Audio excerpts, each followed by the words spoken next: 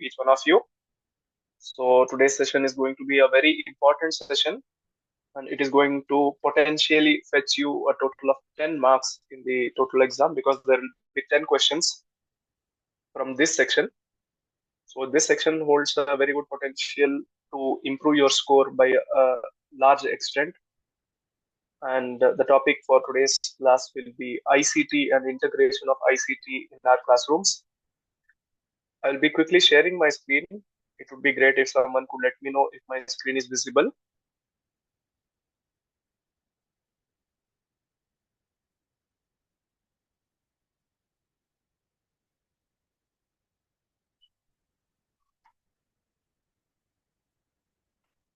Is my screen visible to you all?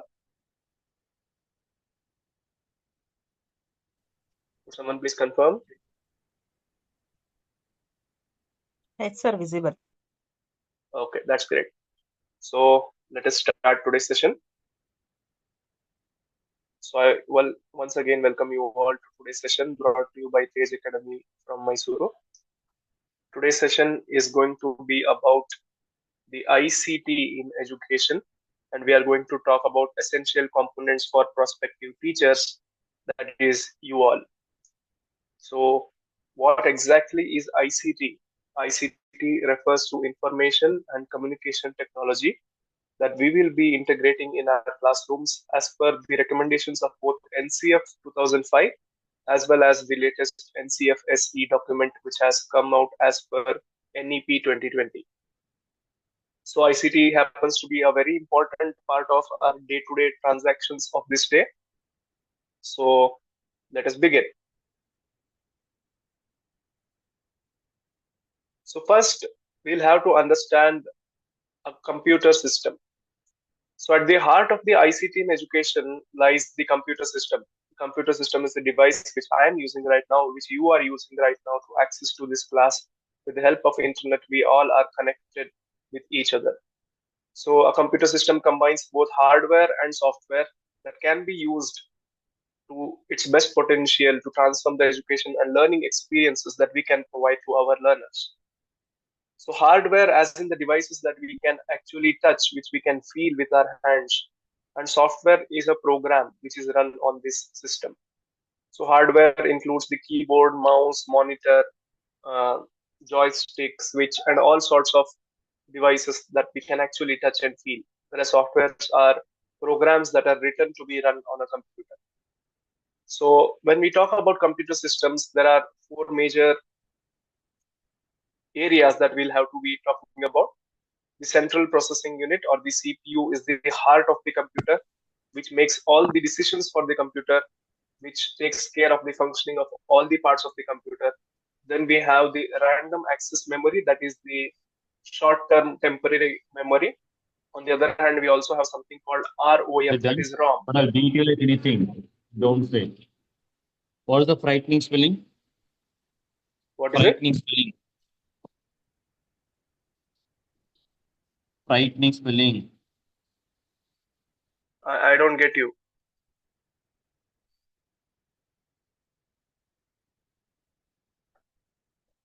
Is the screen visible? Yes, sir.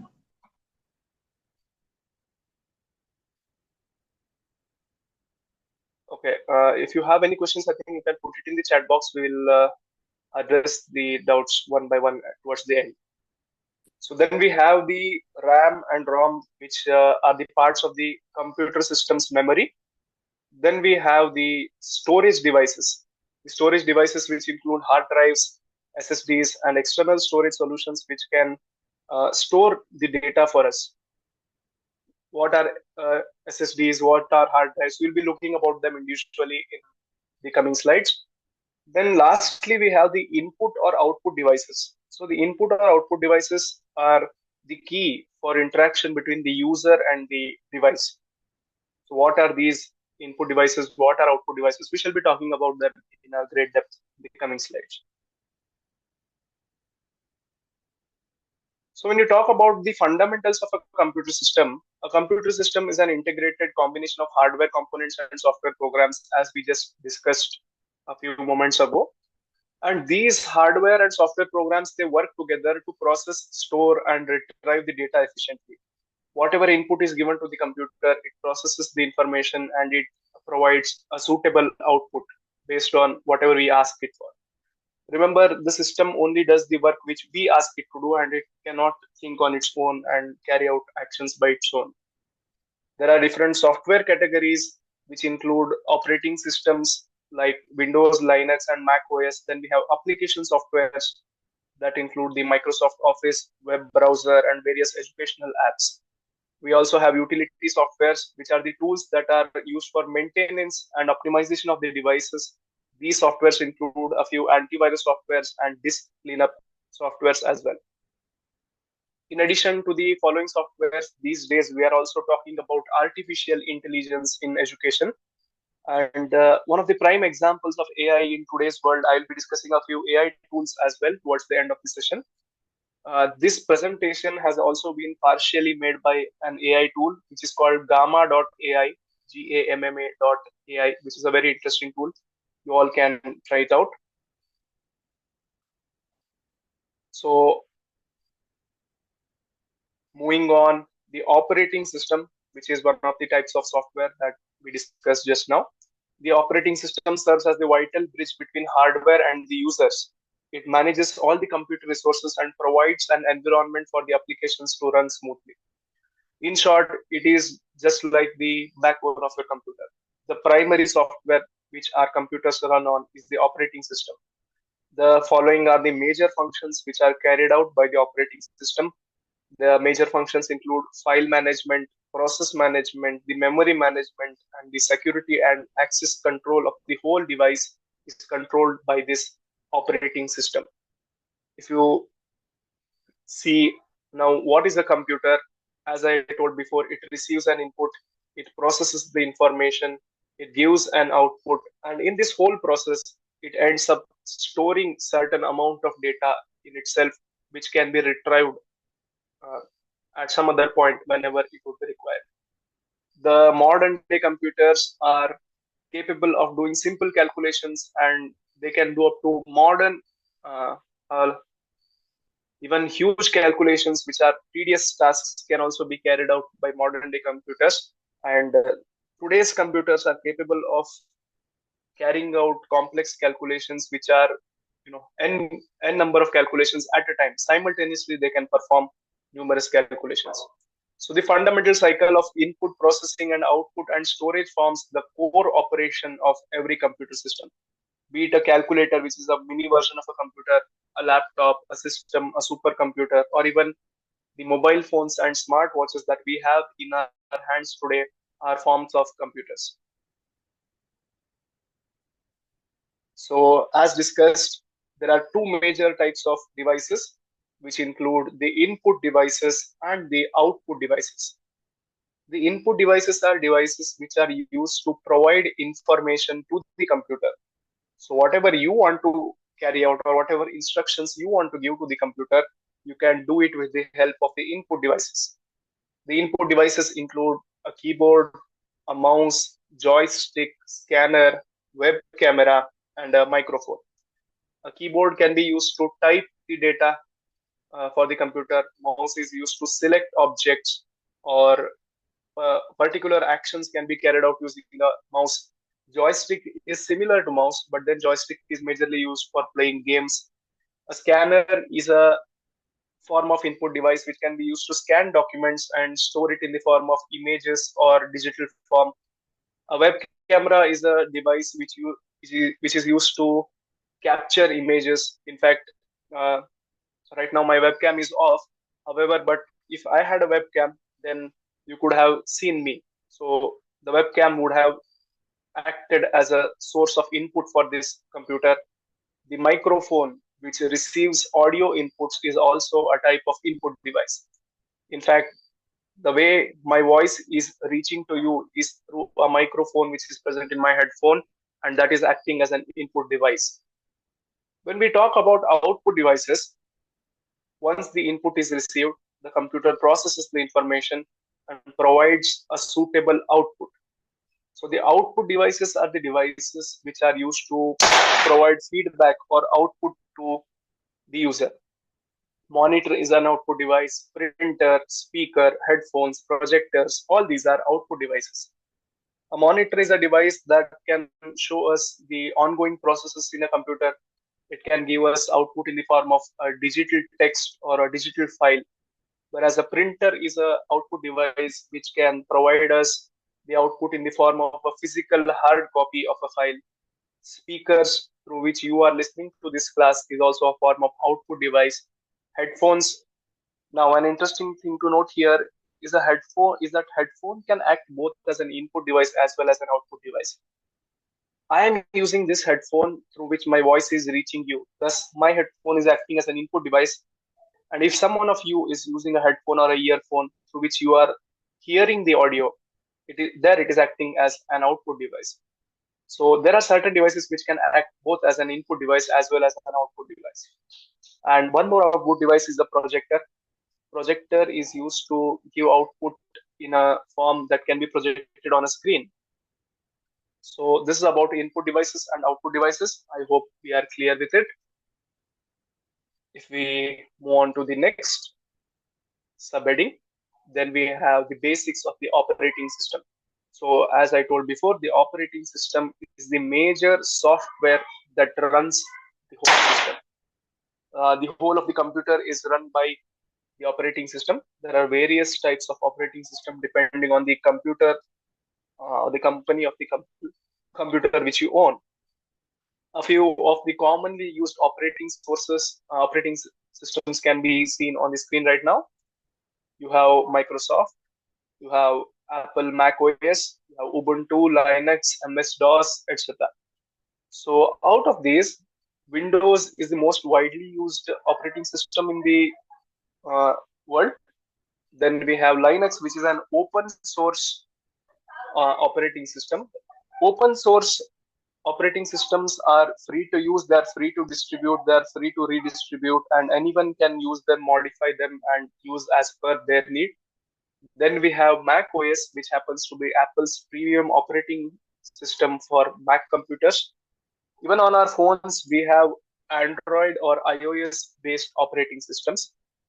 And the latest ones include iOS on Apple devices and the Android versions, which are being updated on a regular basis on our Android devices. So this is about the operating systems. And again, here are some popular operating systems: Microsoft, the Windows, then we have the Mac OS, MS-DOS, Linux. These are very popular of them. There have been many questions on the topic based on the operating systems, which we'll be also looking at during the discussions on the previous year questions. But please try to remember, these are the common operating systems. Then we have the Microsoft Office suite, which is a premium software set which provides us with tools that we can use in our school on regular basis. And the Office suite contains essential tools which are very useful for educators. You all might have used this at various levels. However, the most commonly used and the most useful in the school scenario include the MS Word, which is a word processing software. And MS Word is a very powerful software that can be used for document setting and academic writing, question paper setting, and all such works.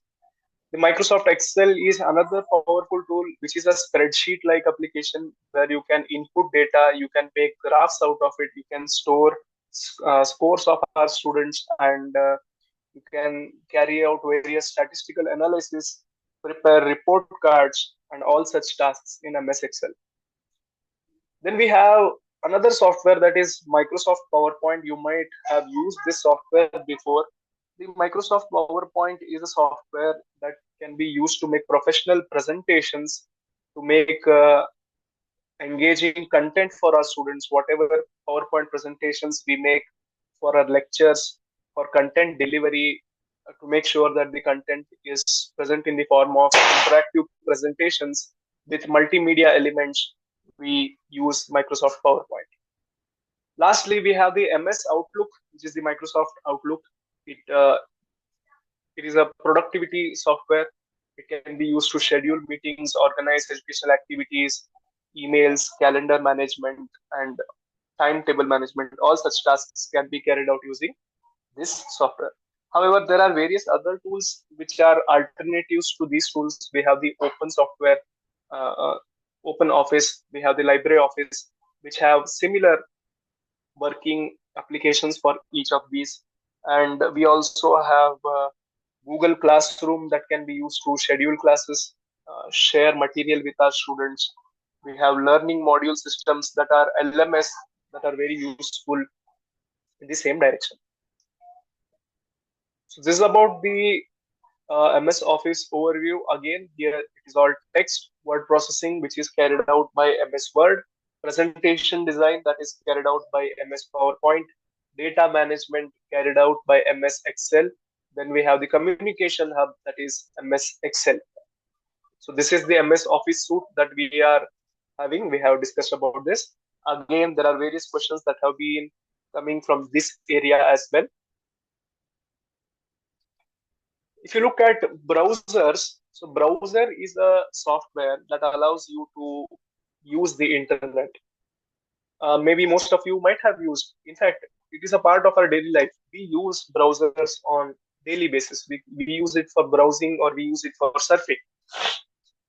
The difference between browsing and surfing is that browsing is when you look out for something specific. For example, if I open Google with a specific purpose. Let us say I want to learn about photosynthesis and I am searching about photosynthesis. So when I give the particular search command about to search about photosynthesis, what I am doing is I am browsing for the content. But let us say I am browsing for photosynthesis and suddenly I get another suggestion which is about say Kelvin cycle. Then I click on Kelvin cycle. Then it suggests me about the proton pump and I go on for proton pump. Let us say it then suggests me respiration and I go to read about respiration. So I'm not exactly looking for something over here, but whatever is coming on my way, I'm clicking on it and I am reading the content. I am checking the website randomly without a specific goal. Such an act is called as surfing. So browsing and surfing are very important parts of our daily life, at least as of today. And the software that helps us to do this, they are called as browsers. A few common browsers that we know are Opera. We also have Opera Mini. We have Google Chrome, Safari, Mozilla Firefox, Brave, and the old ones which include Internet Explorer, which happens to be one of the primitive web browsers that was in use until the last decade. And the modern day browsers also include the Microsoft Edge. This is also a very useful tool. These browsers can also be used to open various files like the PDF file, which is a very interesting one. What is a PDF file? We'll be discussing about it in a while. Moving on, we all might have heard about viruses. So viruses are nothing but they are small programs, and these particular programs are specifically designed to steal our data or to make our system go corrupt, which can cause our devices to malfunction. There are various softwares available in the market which keep our devices safe from these viruses, and such devices, such softwares are called antivirus. So antivirus are software that protect our device from potential threats arising from virus attacks. These viruses can infect our devices through means of digital devices or through active internet connection via unsafe downloads. So remember, only through digital devices a virus can attack on your system, or through unsafe downloads which happen through the means of internet can cause a virus attack on our device. These antivirus attacks cause our data to go corrupt and may potentially cause damage to our devices, and they also cause the device to malfunction. So antivirus softwares protect our devices from these files, which are called virus. They do so by carrying out thorough checks for virus files. They eliminate the threats. They check for any incoming downloaded file or any device that we connect to our system. all the devices are thoroughly scanned by these softwares and viruses are looked for. And if any virus is found, such files are terminated or removed from the device. The antivirus softwares include the McAfee, Bitdefender, the Norton antivirus, AVG antivirus. Then we have the Avast antivirus and the default Windows firewall, which also happens to be an antivirus software that is by default present in our systems.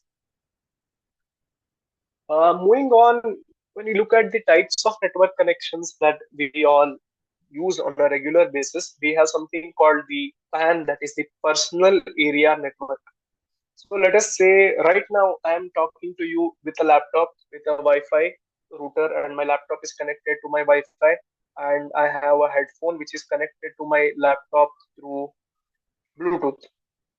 So this is a part of the personal area network. If my phone is connected to my laptop, my headphones are connected to my laptop, my phone are connected to the same router, and I have a couple of neighbors who have also connected their devices to this same Wi-Fi router. We all are a part of a personal area network because we all have small devices which are interconnected to each other. So this is called a personal area network. Now, let us say in my locality, all the devices are connected to each other using a wired network, just like a network of computers in our computer labs. That forms a local area network or a LAN. So the local area network connects all the computer devices within a very small locality through a wired form or a wired connection, that is LAN. Then we have metropolitan area networks or MAN. For example, a big city like that of Bangalore would have all the devices connected to each other through a network which may be wired or which may not be wired. And such a network is called the metropolitan area network or MAN. All the MANs, all the LANs, all the PANs are interconnected with each other through a wide area network called WAN. WAN. An example for the wide area network is the internet. So all the devices throughout the world, we all are connected to each other through this type of network called the internet, which is a type of wide area network. So again, there are four types of networks: the personal area network PAN, the local area network LAN, the metropolitan area network MAN, and the wide area network WAN. So these things are to be kept in your mind while talking about different types of network connections. In order to increase our productivity while using a computer system, there are various shortcut keys that have been developed. Some of them are universal shortcuts. In fact, many of them you can even customize the shortcuts as per your need. The universal shortcuts, a few of them, make the use of the control key, the alt key, the Windows key, and the function key. Also, the use of alphanumeric keys which are present on the keyboard.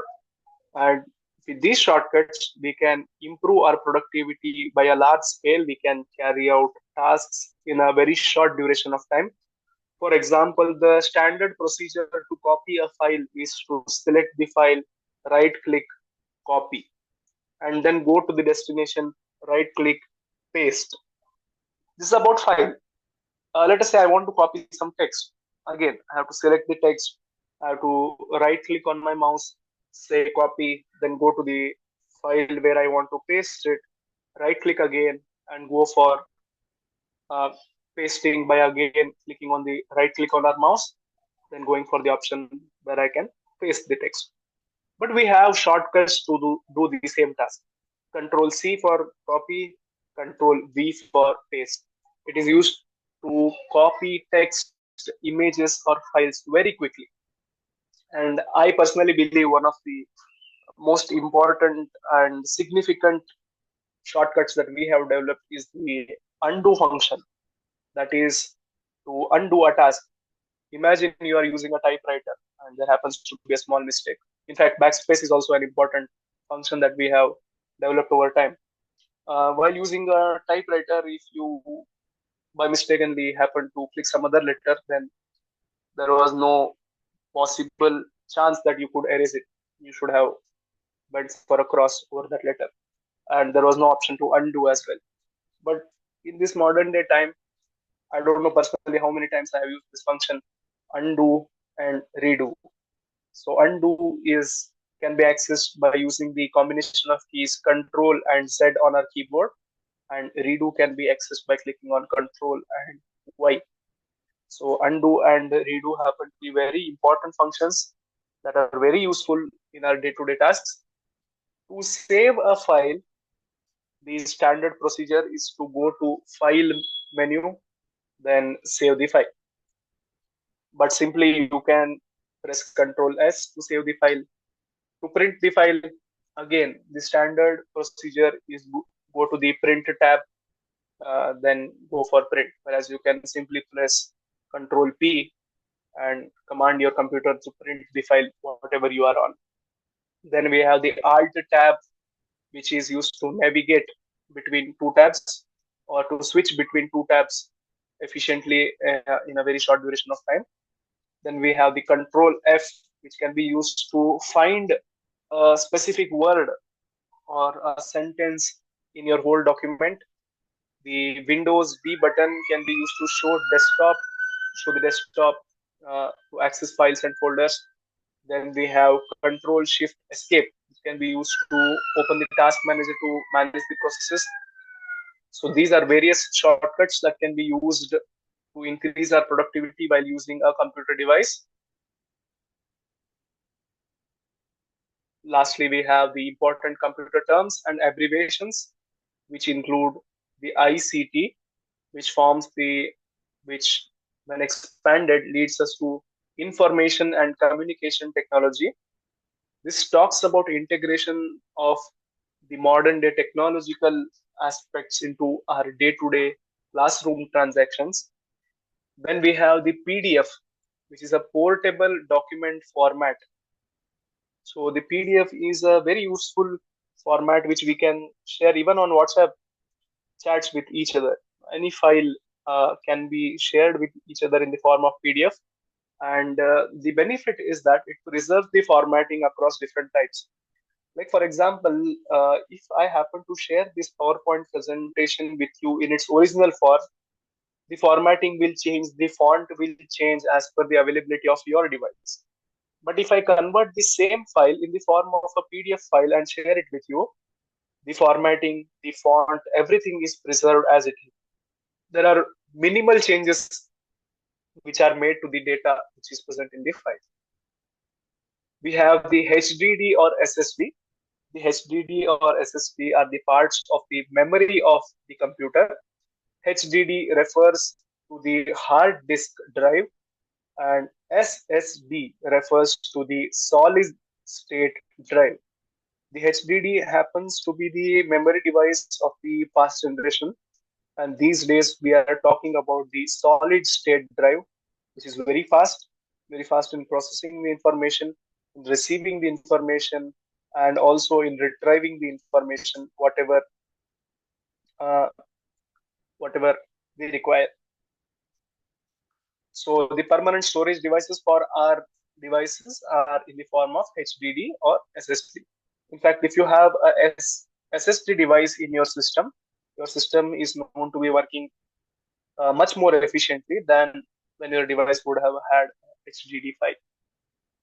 The CPU or the central processing unit, uh, it is the primary component of the computer. The CPU, which is the big box, which we used to have in our traditional computers. So the CPU is the core of the computer. It is the brain of the computer. It carries out all the tasks that are assigned to the computer. The central processing unit or CPU. Then we have the RAM, that is the random access memory. So the random access memory is a temporary storage of the device, and the RAM is reset every time you restart the computer. Once the system shuts down, all the memory in the RAM goes off. If you want to store certain file, or if you want the system to store the data, then you will have to transfer all this data in the RAM into the ROM, that is the permanent storage of your computer.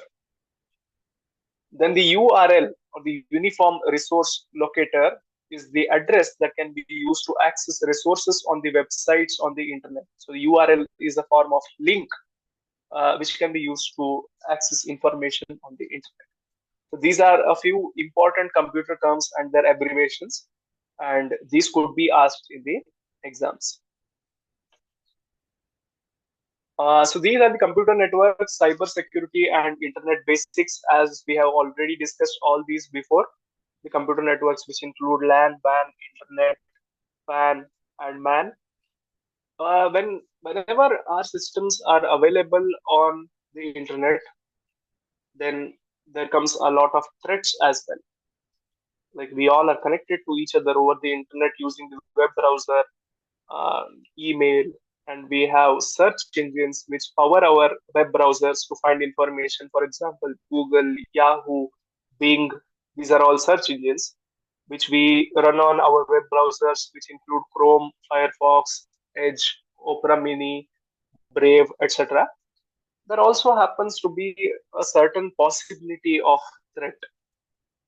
So to protect ourselves from the threats, which may include theft, online theft, which may include hacking of our system, which may include people stealing our data, or which may include transactions being carried out in our name, false transactions. In fact, our students who would be possibly using our systems would be in a much greater risk of uh, very great things which can, yeah, very like big level things which we can't even imagine about. Thus, cyber security happens to be very important. So we all need to know about cyber security, how to keep ourselves safe in the internet era. We can do that by using strong passwords. Whenever you set a password, the systems ask us to keep it in a combination of alphanumeric keys with one uppercase letter, one lowercase letter. It should include a number. It should include a special character. All these things are done only to make sure that our password is safe, our data is safe, and nobody gets to steal our data. The two-factor authentication is a form of authentication where, despite of having entered your password, you will have to verify your identity through another device, which may be your mobile phone, or which may be your tablet or some other device. So two-factor authentication are very useful to keep us safe over the internet. Then we can also install antivirus and keep it updated so that our systems are free from attacks carried out by various viruses. Then we also have to make sure that we do not click on any unknown malicious links, phishing emails that we find in the junk of our email section. So by doing all this, we can protect ourselves, our students, and keep ourselves safe from the predators who are sitting online to have a feast out of our data. So these things are to be known by everyone. Here are a few common file extensions. So a file extension can be used to find out what type of a file is it, or what type of a file are we actually looking at. For example, over here on the left side of the screen, we can see different types of file extensions. The AVI file, which happens to be a movie file. JPG is an image file. TXT is a notepad type of file. MP3 is the audio file. PDF is the universal file format. XLS is Excel. PNG is again an image file. MOV is a movie file. WAV is an audio file. Doc.doc is a word file. Then EPS is a vector file. PPT is a presentation. Zip is a compressed file. CSS is a program file. RAR is again a compressed file. HTML is a website. EML is an email. RAW is an image which is unprocessed. Then CSV is again a spreadsheet type of file. And similarly, here I have listed 10 common types of file extensions, and the type of file that it could possibly be. Rather, it would be. For example, .docs is a Microsoft Word document. .xls or XLSX is an Excel spreadsheet. .pptx is a PowerPoint presentation. .pdf is a portable document format. .txt is a plain text file. JPG or JPEG is an image file. .png is an image file. Remember, the .png type of images, they have a clear background. Like for example, they have a transparent background. That's what makes them different from JPG or JPEG images. We have MP3, which is an audio file. .mp4 is a video file, and .zip is a compressed archive file. So you can actually compress large files, which makes it easy to transfer them, and you can also extract the files out of them. So that's how you zip or unzip a file. So a file extension can be very useful because just by looking at the file extension, you can tell what type of a file is it without actually opening the file. So these are some common file extensions. When you talk about file size, over the period of time since the inception of computers, we have kept evolving our storage devices. The smallest bit of information that we can store is in the form of a bit. And when 4 bits come together, we call that to be a nibble. And 8 bits together form a byte. And 1024 bytes form a kilobyte. 1024 kilobytes forms a megabyte. 1024 megabytes form a gigabyte. And 1024 gigabytes form a terabyte. And further, the same scale goes on. If you're a science student, I think this will be a very handy tool for you to relate with it. This is similar to the 10 power scale which we used, mega, giga, tera, peta, the thing that goes on. So initially we started with punch cards, which could store up to data of mere 80 bytes. 80 bytes, that's all. Then we have the magnetic tapes, which we happen to use in our cassettes. The magnetic tapes were capable of storing information up to a few megabytes. Then we had floppy disks. The floppy disks could store data for up to, again, a few megabytes. Then we had compact disks, that are the CDs, which could store up to data of, say, 750 MB. And we had VCDs, which could store data up to 4.7 GB. Then we came up with the development of flash drives, which are also called pen drives. And today we have pen drives which can store data up to 256 GB. And the modern day hard disks, hard drives, what we call them, which are in the form of HDD as well as SSD, can store data up to terabytes together. For example, we have 2 TB hard drive, 5 TB hard drive. That is also possible. Imagine our journey when we started from a punch card, and today we are here at hard drives. These are all physical forms in which we store data. We also have the micro SD cards, SD cards, SDHC cards, which can be used to store information, and they work similar to that of a pen drive, and they can store data up to gigabytes in size. And modern day storage happens in the form of cloud storage, where every piece of information is stored in the internet. We have servers which are maintained for data storage, and the storage happens in like thousands of terabytes together. So we can imagine the scale at which we have evolved in the past, say, 50 years. So now, if you have to look at the previous year questions, before going to the previous year questions, let us have a look at questions. If you have any, you can type in the questions in the chat box, or you can ask me directly. Let us see.